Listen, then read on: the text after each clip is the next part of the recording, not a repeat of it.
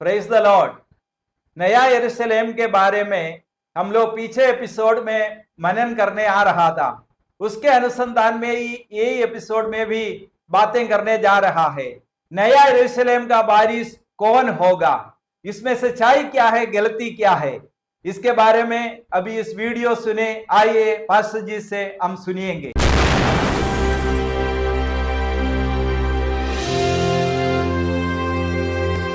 പുതിയ യെരുശലേമിന്റെ അവകാശികൾ ആര്?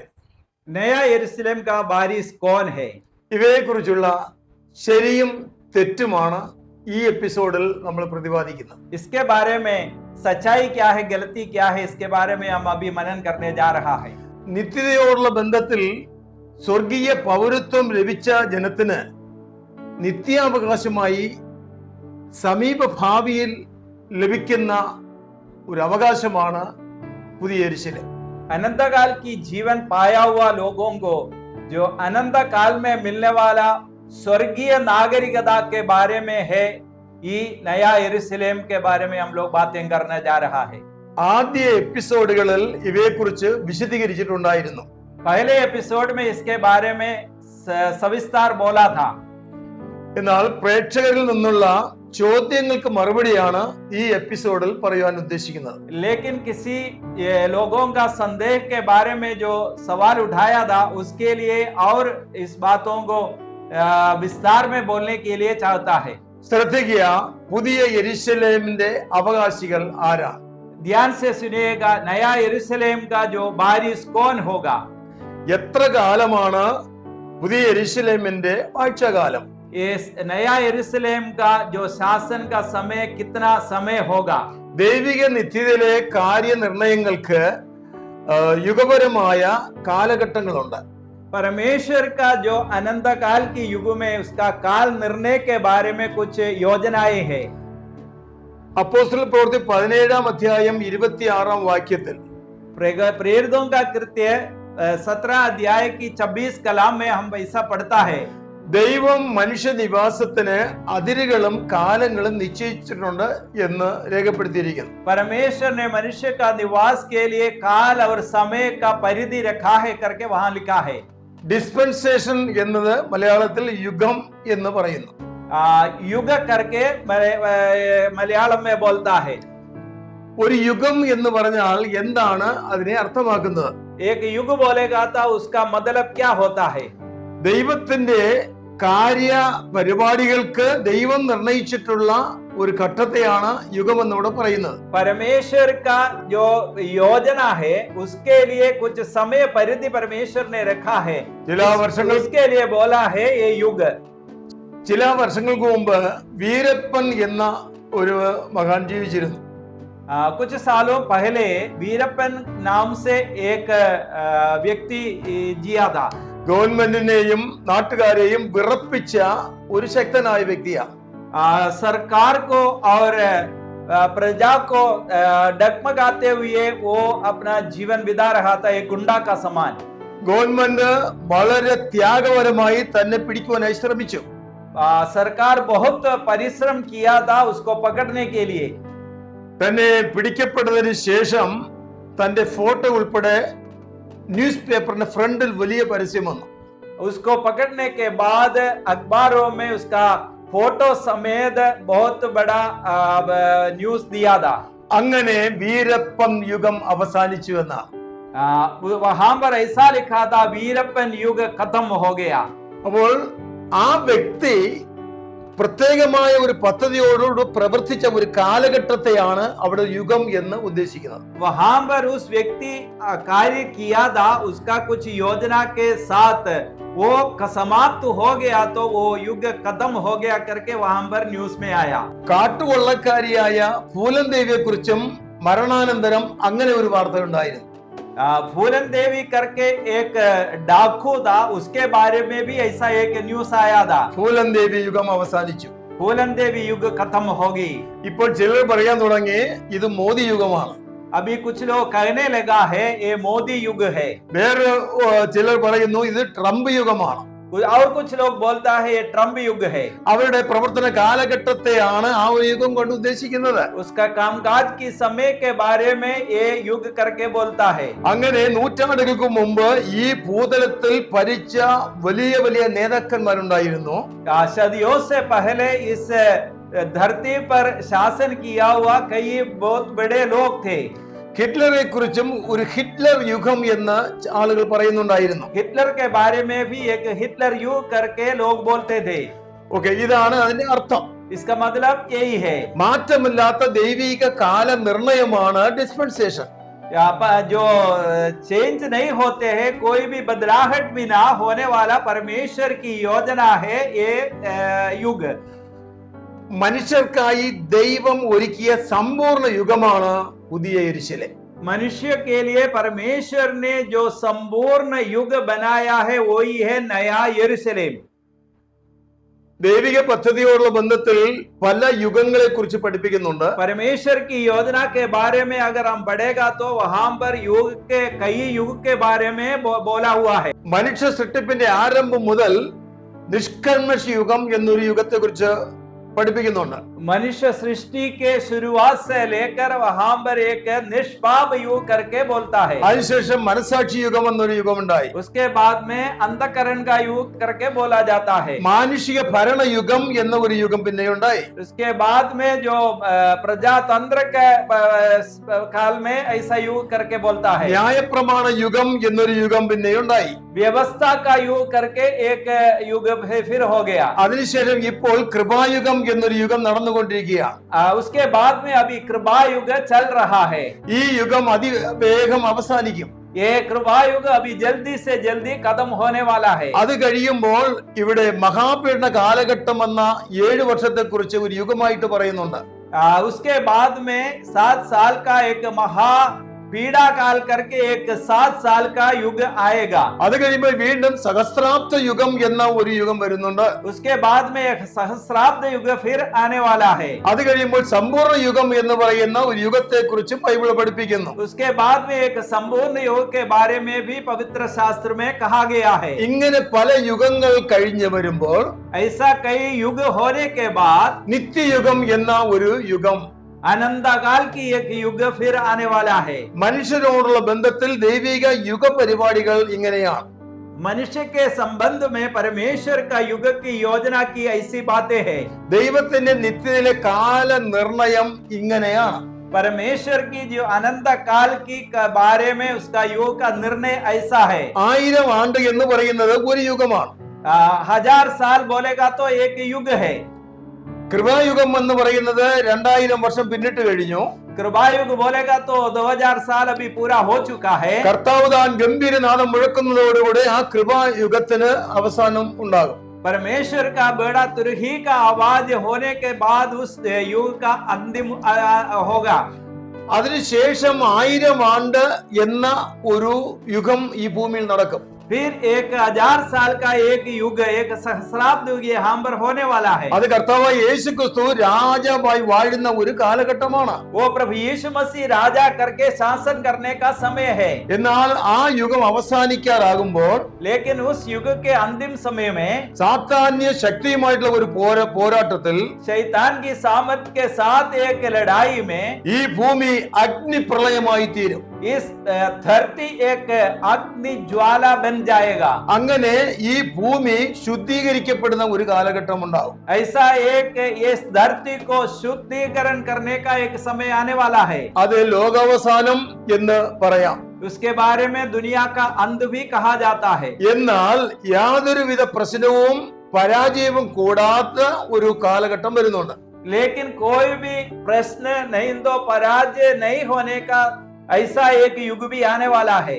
പരിപൂർണ ദൈവഹിതം നിറവേറുന്ന യുഗമാണ് പുതിയ യെരുശലേം. संपूर्ण रीति से परमेश्वर का हित पूरा होने वाला है ये नया यरूशलेम में। അത് ഒരു യുഗം എന്ന് പറയാൻ പാടില്ല എങ്കിലും വളരെ വളരെ വളരെ നീണ്ടു നിൽക്കുന്ന ഒരു കാലദൈർഘ്യമുണ്ട്. वो ये युग करके नहीं बोल सकता है, फिर भी अनंत काल तक रहने वाला होने वाला एक बात है ये संपूर्ण नया यरूशलेम की युग। പല യുഗങ്ങൾ കഴിയുമ്പോൾ സമ്പൂർണ്ണ യുഗം വരുന്നു. അത് ദൈവത്തിന്റെ പദ്ധതിയാണ്. कई युग पूरा होने के बाद संपूर्ण युग आता है, वो परमेश्वर की एक योजना है.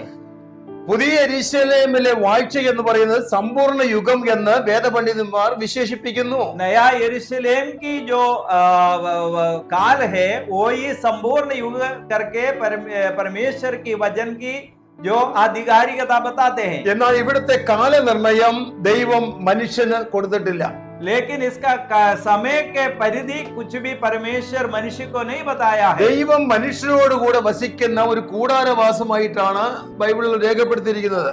परमेश्वर मनुष्य के साथ रहने का एक डेरा का वास करके परमेश्वर के वचन में लिखा है. ഇതാ മനുഷ്യരോട് കൂടെ ദൈവത്തിന്റെ കൂടാരമെന്നാണ് അവയെ കുറിച്ച് പറഞ്ഞിരിക്കുന്നത്. परमेश्वर का डेरा मनुष्यों के साथ है करके परमेश्वर के वचन में लिखा है. പുതിയ യെരൂശലേമിലെ അവകാശി ആരാണ് എന്നാണ് നമ്മുടെ ചിന്താ വിഷയം. नया यरूशलेम का वारिस कौन होगा, यही है हमारा विषय. പുതിയ നിയമസഭ അല്ലെങ്കിൽ എക്ലീഷ്യയ്ക്ക് വേണ്ടിയുള്ളതാണ് പുതിയ യെരൂശലേം എന്ന് വലിയൊരു കൂട്ടർ അവകാശപ്പെടുന്നു. कई लोग ऐसा बोलता है नया जो नियम का जो कलीसिया है, एक्लीसिया, उसके लिए है नया यरूशलेम करके कुछ लोग बोलते हैं.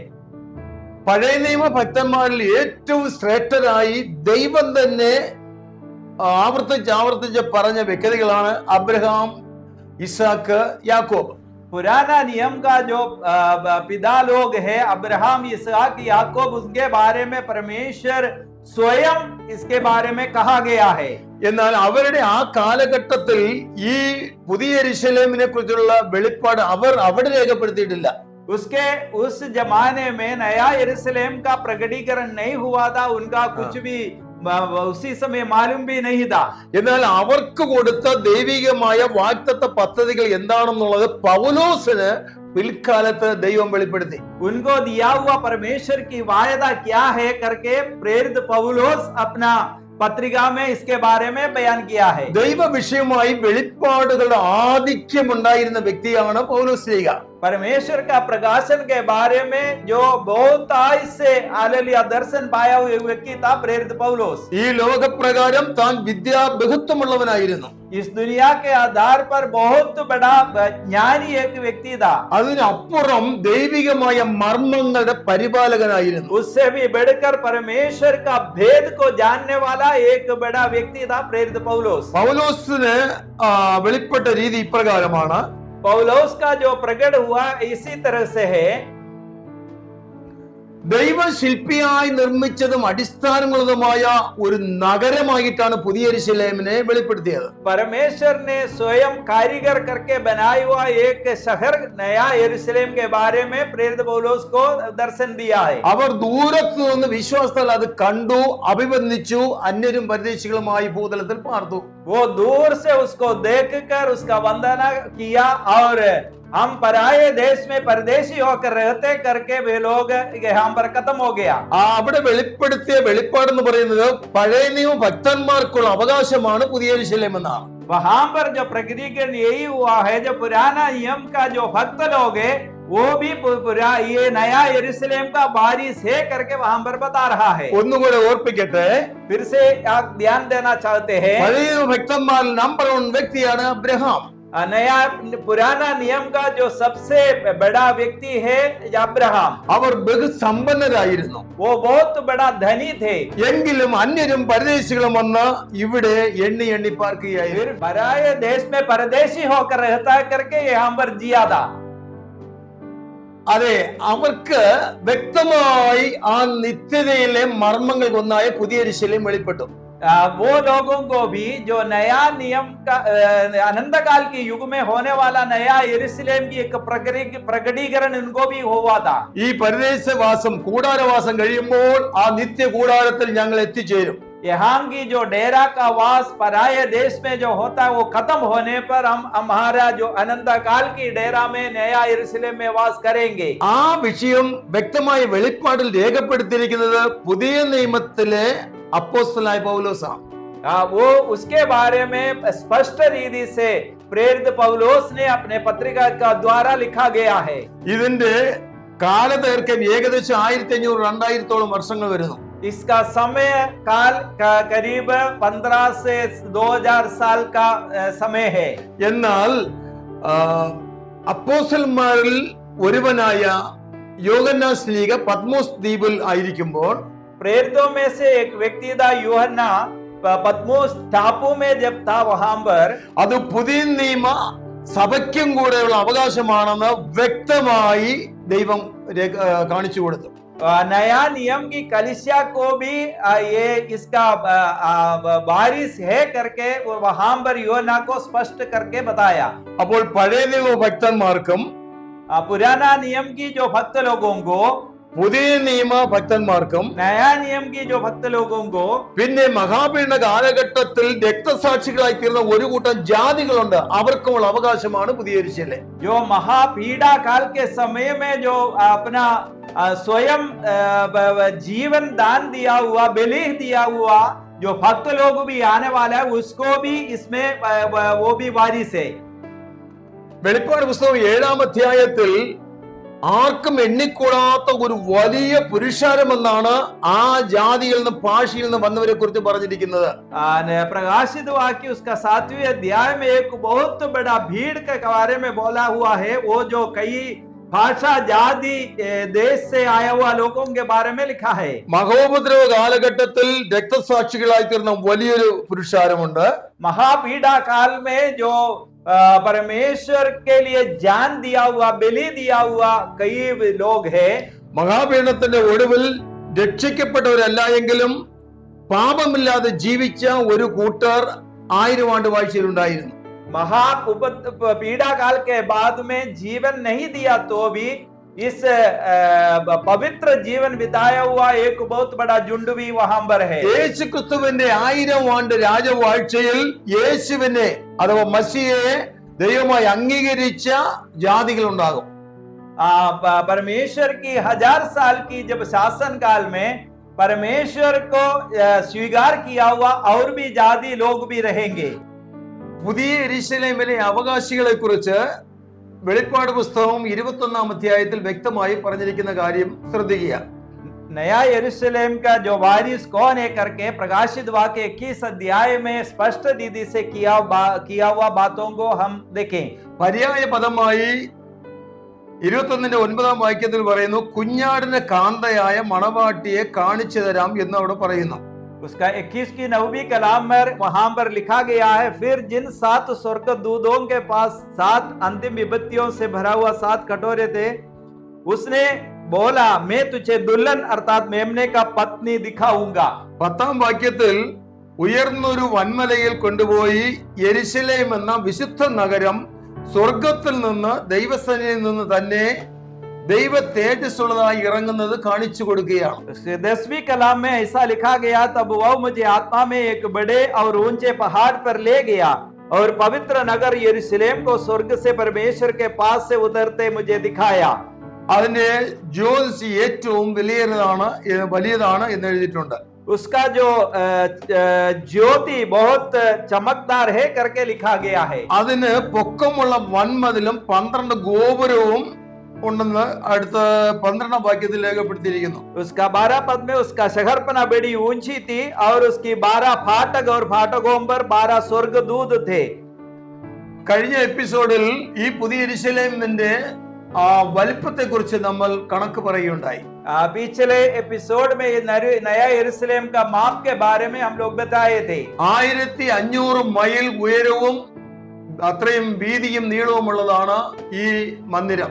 1500 मील लंबाई, चौड़ाई और ऊंचाई इसका माप है। അതിന്റെ ചുറ്റുമായി 4 വശവും വലിയ മതിൽക്കെട്ടുണ്ട്. उसका चारों ओर बहुत ऊंची शहरपना है। പൊക്കമുള്ള വൻമതിലും 12 ഗോപുരവും ഗോപുരങ്ങളിൽ 12 ദൂതന്മാരുമുണ്ട് എന്നാണ് അവിടെ വായിക്കുന്നത്. उसकी शहरपना बड़ी ऊंची थी, उसके 12 फाटक और फाटकों पर 12 स्वर्गदूत थे और उनका फाटकों पर इस्राएली की 12 के नाम लिखे थे। 12 ഗോപുരവും ഗോപുരങ്ങളിൽ 12 ദൂതന്മാരുമുണ്ട്. 12 फाटक और 12 फाटक पर 12 स्वर्गदूत भी है। അതിനോട് ചേർന്ന് ഇസ്രായേൽ മക്കളുടെ 12 ഗോത്രങ്ങളുടെയും പേർ കൊത്തിയിട്ടുമുണ്ട് എന്ന് വായിക്കുന്നു.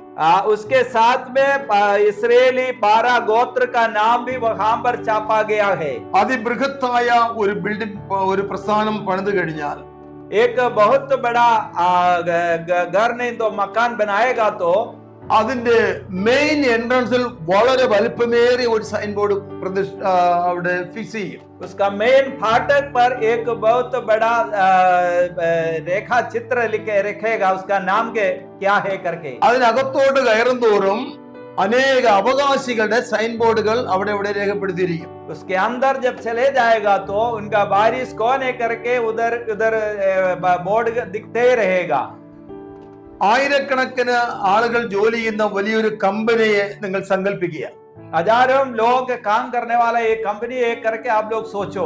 അതിന്റെ ഏറ്റവും പ്രധാനപ്പെട്ട ഒരു പേര് ഫ്രണ്ടിൽ കാണും. उसका सबसे बड़ा आदमी का नाम उसके आगे द्वार पर लिखा गया होगा. അതുപോലെ ഈ പുതിയ യെരൂശലേമിന്റെ എൻട്രൻസ് 12 എൻട്രൻസ് ആണ്. ये नया यरूशलेम का जो फाटक 12 फाटक है. അവിടെ 12 വിധ രക്തങ്ങളാൽ മനോഹരമായി ഡിസൈൻ ചെയ്തിരിക്കുന്ന 12 മുത്തുമലകളാണ് 12 ഗോപുരങ്ങൾ. 12 मोतियों से बना हुआ 12 फाटक है इस शहर का द्वार पर. അത് മാത്രമല്ല, ആ ഗോപുരങ്ങളിൽ 12 ശക്തന്മാരായ മാലാഖമാർ, ദൂതന്മാരുണ്ട്. वहां पर जो 12 स्वर्ग दूत इस फाटकों पर सेवकाई करते हैं. അത് മാത്രമല്ല, ഇസ്രായേൽ ഗോത്രങ്ങളുടെ 12 പേരും അവിടെ കൊത്തുപണി ചെയ്തിരിക്കുകയാണ്. इसराइल की 12 गोत्र का नाम भी इस फाटक पर लिखा गया है. സാധാരണ മഷി കൊണ്ട് എഴുതിയാൽ അത് മായ്ച്ചു കളയാം. साधारण शाही से अगर लिखा जाए तो उसको मिटा सकता है. ഇത് മുത്തുകളാൽ നിർമ്മിതമായ അതിന്റെ പുറത്ത് സ്റ്റോൺ കാർവിംഗ് ആണ്. എന്നാൽ കല്ലിൽ കൊത്തുപണി ചെയ്തിരിക്കുകയാണ്. ये तो पत्थर पर हालेलुया कारीगरी से मोती से बनाकर रखा गया है. ഇത് അവർ വളരെ വളരെ മുമ്പേ ദൂരത്ത് നിന്ന് ഇത് കണ്ടതാണ്. बहुत दूर से समय से हजारों साल पहले से भक्त लोग इसको देखे थे. അപ്പോൾ പഴയ നിയമ ഭക്തന്മാരായ ഇസ്രായേൽ ഗോത്രം 12നെയും അവകാശികളായി അവിടെ കൊത്തുപണി ചെയ്തിരിക്കുന്നു, സൈൻ ബോർഡുകൾ വെച്ചിരിക്കുന്നു. वहां पर जो 12 इस्राएल की गोत्र के नाम जो 12 मोतियों से लिखा हुआ है. അവരെ കൂടാതെ അകത്ത് മറ്റു കാര്യം വെളിപ്പെടുത്തിയിട്ടില്ല. उसके अलावा और किसी के बारे में वहां पर नहीं लिखा है. അത് കഴിയുമ്പോൾ उसके बाद में 14 വാക്യത്തിൽ 12 അടിസ്ഥാനവും അതിൽ കുഞ്ഞാടിന്റെ 12 അപ്പോസ്തലന്മാരുടെ 12 പേരുമുണ്ട് എന്ന് രേഖപ്പെടുത്തിയിരിക്കുന്നു. नगर की शहरपना की 12 नींव थी और उन पर मेमने के 12 प्रेरितों का 12 नाम लिखे थे.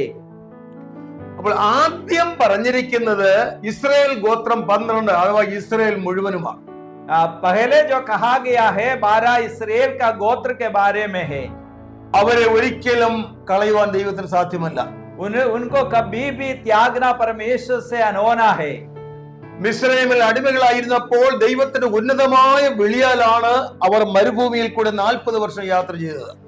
जब वे लोग मिस्र देश में गुलाम करके काम करते थे, वहां से परमेश्वर ने उनको बुलाकर जो मरुस्थल से होकर उनको चलाकर लेके आया था. ദൈവം വിളിച്ച് വേർതിരിച്ച് മരുഭൂമിയിൽ കൂടെ യാത്ര ചെയ്തപ്പോൾ परमेश्वर ने उनको बुलाकर मिस्र से निकलवाकर मरुस्थल से उनके सफर करवा लेके गया. 40 വർഷം അവർക്ക് ആരാധിക്കുവാൻ അവിടെ സമാഗമന കൂടാരം എന്ന ആലയം പണിതു.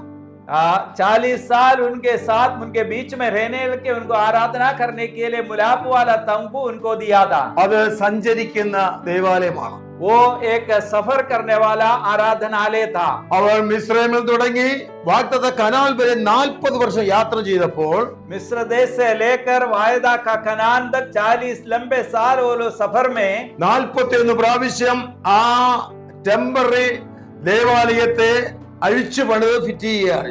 41 बार इस मिलाप वाला तंबू को उसने फिर से बनाकर रखा था.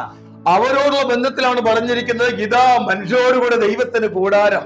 उसके बारे में कहा गया है, देखो परमेश्वर का डेरा मनुष्य के साथ में. തെറ്റും വീഴ്ചയും പരാജയങ്ങളും അവരുടെ ജീവിതത്തിൽ പലപ്പോഴും ഉണ്ടായിട്ടുണ്ട്. गलती और कमजोरी उनके जीवन में कई बार हुआ था. എന്നാൽ കരുണാസമ്പന്നനായ ദൈവം അവരോട് ക്ഷമിച്ച് അവർക്ക് അവരുടെ അവകാശം കൊടുക്കുക. लेकिन करुणामय परमेश्वर उनको क्षमा करके उनको वायदा का देश देता है. ഓക്കെ, രണ്ടാമത്തെ അവകാശികളാണ് പുതിയ നിയമസഭ. दूसरा जो बारिश ये है जो नया नियम की कलीसिया. സഭ എന്ന് പറയുന്നത് യേശുക്രിസ്തു മൂലക്കല്ലും, जो कलीसिया बोलेगा तो उसका कॉर्नर का पत्थर प्रभु यीशु मसीह है. 12 അപ്പോസ്തലന്മാർ അടിസ്ഥാന കല്ലുകളുമായി 12 प्रेरित उसका नींव 12 नींव का पत्थर होकर 1-ാം നൂറ്റാണ്ടിൽ പരിശുദ്ധാത്മാവിനാൽ പണിയപ്പെട്ടതാണ് സഭയാം ആലയം. पहला सदी में जो पवित्र आत्मा के जरिए बनाया हुआ जो मकान है जो नया नियम की कलीसिया. അത് തന്നെയാണ് ഗ്രീക്കിൽ എക്ലീഷ്യ എന്ന് പറയുന്നത്. वही है ग्रीक भाषा में एक्लीसिया करके कहा गया है. സകല ജാതികളിൽ നിന്നും ഭാഷകളിൽ നിന്നും വംശത്തിൽ നിന്നും കാലാകാലങ്ങളായി കർത്താവിലേക്ക് വന്ന മനുഷ്യ സമൂഹമാണ് എക്ലീഷ്യ.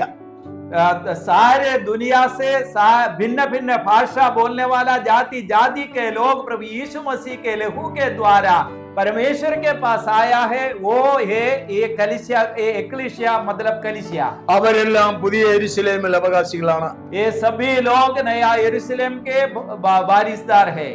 എന്നാൽ പുതിയ യെരുശലേമിൽ അവരെ കൂടാതെ ഒരു വലിയ സമ്മിശ്ര ജാതികൾ ഉള്ളതായി വായിക്കുന്നു.